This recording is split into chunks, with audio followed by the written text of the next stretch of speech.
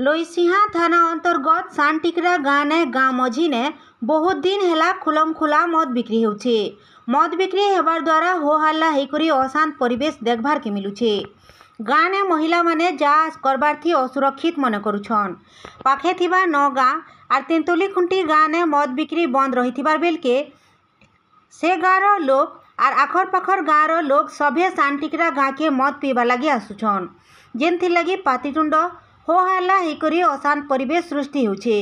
जेन माने भी मद बिक्री बंद करबा लगी चेष्टा करुछन, मद विक्रेता माने लोक पठै करी जीवन नु मारी देबा लगी डर देखाउछन। छोट पिला ठानु बड़ लोक तक सभे मद पी करी महिला मानकु दुर्व्यवहार प्रदर्शन करुछन।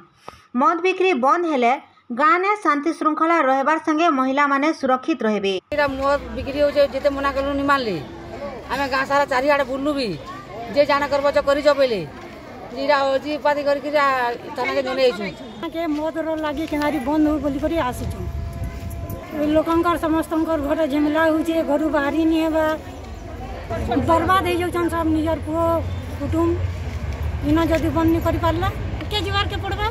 जेनथि लगी सांटिकरा गाँव रो 21टा स्वयं सहायता दल रो शताधिक महिला माने सांटिकरा रे मद बिक्री बंद करबा लगी लोईसिंहा थाना और अबकारी थाना के आसिकरी लिखित अभियोग करिछन।